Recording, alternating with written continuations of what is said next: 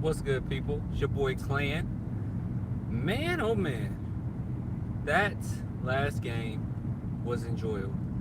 It was definitely enjoyable. Unfortunately, we got some bad news coming out of it. Jakob apparently will not be back with I believe, sprained MCL. I don't know if it was sprained or sprained. I think it was sprained. And he won't be back for 2 to 4 weeks. So we can expect a whole month without Jakob. Um, I think it's a hit. I think it's a pretty big hit. But at the same time, when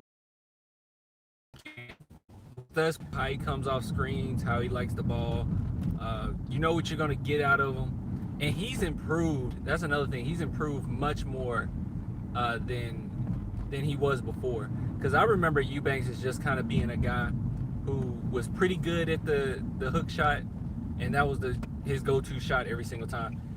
I see him as using his athleticism way more now than he did before in the past. He used his athleticism in a very productive way now. So I'm with it. I'm for it. I think he's a pretty good defender. He's, like I said, he's athletic. He's quick on his feet. I'm cool with it. Eubanks is a smart player. He's been with us for a minute, right? So it's not like he hasn't been around the system. So I expect him to get way more minutes. I know people say they want to see Metu and want to see Luka, which I do too. But we're probably not going to see a lot of Luka and Metu, especially when you got Eubanks, who's played in the system, has way more experience than those guys as far as playing with us. But yeah, and another thing about Eubanks too, also, is he's a pretty good locker room guy. At least from what I remember, last season, he was pretty much cool with everybody. They were having nicknames for him. People would joke around with him. I think he hung around. I saw him hung around Brenton Forbes quite a bit. So he has camaraderie with the guys. So I think it's fine. I don't think it's gonna be as big a deal as we're gonna make it out to be. It's a big loss. Don't get me wrong. Losing Jakob right now is a big loss, but at the same time, Drew Eubanks honestly is just as good as a screener, I think, than Jakob. I mean, I saw some people getting caught on his screens and damn near falling down. I mean, it was great, and yeah, I'm for it, man. I'm for it. I'm all for the young guys getting more time and we seeing what they got. I don't want to be this guy because I don't necessarily believe this, but I'm gonna just go ahead and say it. I'm not missing LaMarcus Aldridge. Now, I don't know when he's coming back. It might be next game. I haven't really looked it up, but I'm not really missing him. But that's coming from somebody who's not huge on LaMarcus Aldridge anyway. But at the same time, I will acknowledge that we're going to need LaMarcus Aldridge when the time comes, because we're going to need that talent. But that's as far as it goes for me. Like I think we're a very high functioning team even without him. Now, is that a playoff team without him? Probably not. We're going to need him, but I'm just not missing him. That's just me. I'm just not missing him. I like how the offense looks right now. And last game, I can't even put my finger on it, but I think, because I was wondering all game last game, I was like, how do we allow them to come back? Like, how do we allow them to get back in this game when we were annihilating them? And I was like, damn, we've been doing it all season. The only thing I can come up with is the fact that like I said, we've done it all season. So at this point, it's kind of like a habit. Like, I think in the back of our guys' minds is like, they can come back and win. They don't have a lot of confidence going into the fourth. Maybe that's what it is. That's the only thing I can think of, because it doesn't make much sense to allow that over and over and over and over and over, even in a game where it looks like you're dominating the entire time. Like, I don't see how you let somebody come back in like that, or come back, on you like that, other than the fact that you just lost confidence in your finishing ability.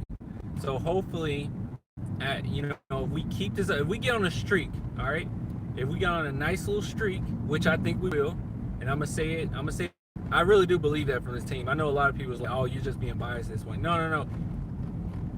After last game, that last loss, afterwards, I was very convinced that this team would get it together. I was very convinced from everything I was hearing.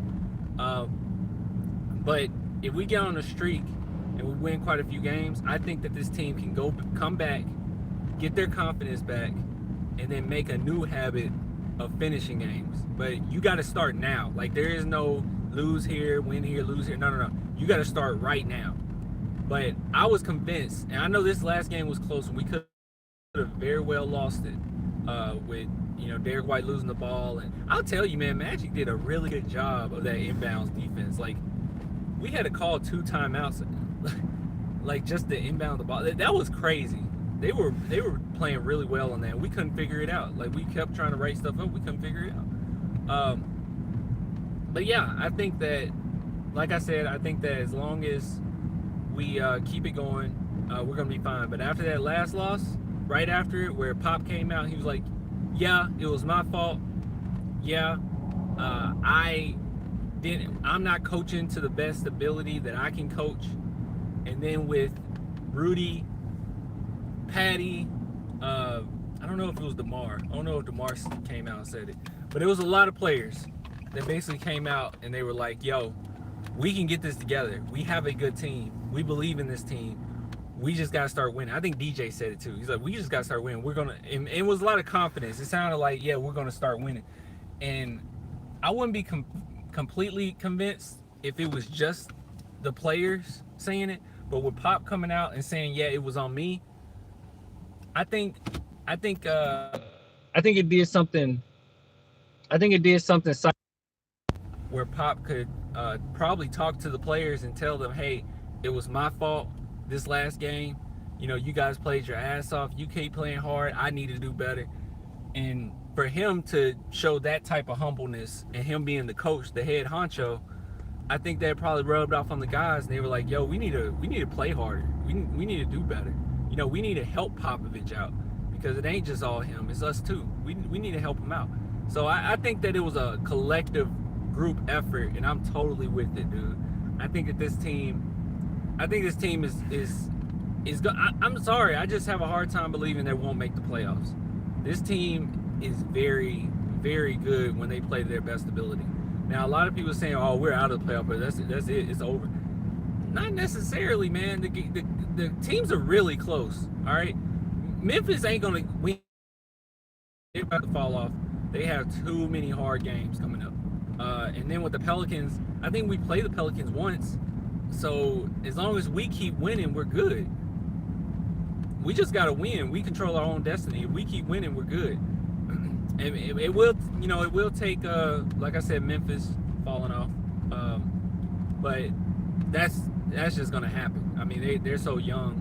It's just going to happen going against some of these teams they got to go against. But yeah, I'm with it, man. I'm with it. We got plenty of games left. So it's not like we just got like 5 games left or something like that. We got at least a month and a half worth of basketball left. So I'm for it, dude. I'm for it. And I know a lot of people aren't buying into it, which rightfully so. I mean, we've been on and off this whole season. Somebody told me last game that our longest streak was 3 wins in a row. That's awful. If that's true, that's awful. I feel like it is true. That's pretty awful. But yeah, I'm with it. And the rest of our season isn't that tough either. It's not that difficult. And I think it's enough games to ramp us up to get us ready, you know, for playoff basketball. Because we don't have a lot of tough teams. Like, next game is the Pacers, I think, right? Pacers tonight. So we don't have a lot of tough games left. So we should be fine. You see more play time for the youngsters, for sure. But I don't see a lot of young guys playing. I know a lot of people want to see Luka. I don't know. I see the Spurs, if they have to, I see them putting Trey Lyles at center quicker than they would, you know, trying to put in Luka and play him. I can see them going small ball before they try to play Luka. But hey, Luka's there, so I say play the man. That's just me. But if you are gonna play a young guy, because this is, keep in mind, guys, this is playoff stretch time. The Spurs are trying to make the playoffs. Now I know not every team or every fan wants to make the playoff necessarily. I know a lot of fans like, no, you just try to get a lottery, whatever. I'm not one of those fans, and the San Antonio Spurs aren't thinking that way. San Antonio Spurs are not tanking. They're not. They're trying to win. They're trying to win to the best of their ability. They're trying to win a champion, or not championship. They're not thinking about championship, I don't think. They're trying to make the playoffs at least. They're trying to get in the playoffs. So they're going to do everything in their power to try to get in the playoffs. That's just me. That's just what I'm saying. So if a young guy does play, I expect it to be Metu before it's Luka. I see Metu playing before Luka. Now, the reason why I see Metu before Luka is because Metu has been with the organization. He knows the system a little bit better, and I just don't see it. Look, man. After Keldon Johnson had the game he had, where he came in, he played relentless, he played great, and they still didn't play the man. Y'all, I see them still trying to play the guys that got a little more experience. Because that's basically saying Keldon came in, he played great. We all agreed that he should play. He didn't play. So if Luka comes in and he plays just as well, if it's not necessarily meaning that he's gonna play, later on, or he's gonna keep playing. You know what I mean? I don't know if I said that right. I know my words got kind of mumbled there, but I'm all for it. I think we're in a good spot. I think the Spurs are in a very good spot. I know like I said, a lot of fans don't necessarily want to make the playoffs. A lot of fans don't necessarily want us to, keep trying to win, but I'm for it. I say play your best, play your hardest, and if it's not meant to be, it's not meant to be. If we don't make the playoffs, we don't make it, but don't purposely not make it. Don't purposely lose. Like, try your best to try to make it. Fight to the bitter end, and if we're just not good enough at the end of the day, we're just not good enough. That's just how I see it. And honestly, I don't want to look too far ahead. I don't want to look way too far ahead, but honestly, hypothetically speaking, let's say the Spurs hit 7th seed. And what, the Nuggets? Are the Nuggets second right now? Or we hit 8th seed and we got the Lakers? I'm not that afraid of them. I mean, that's just me. I know a lot of people, don't, are scared of them or whatever. I'm not really afraid of them whatsoever. I think the toughest team we would have facing straight up would be the Clippers, because they're pretty good offensively, really good defensively, and yeah, we're streaky on both ends. So, all right, let me see here. See if I missed anything. We ain't getting no 7th seed. It's possible. It's possible. But hey, right now I'm like, yo, just make the playoffs. We can do it. We will do it. We ain't gonna tank. Hell no. Hell no, we ain't.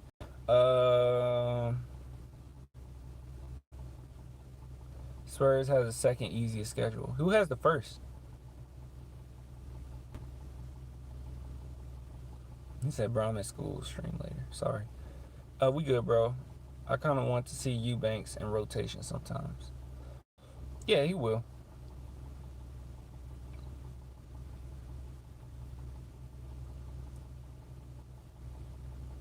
Nah, bro, there's like 10 games ahead. Is it only 10? Is it only 10?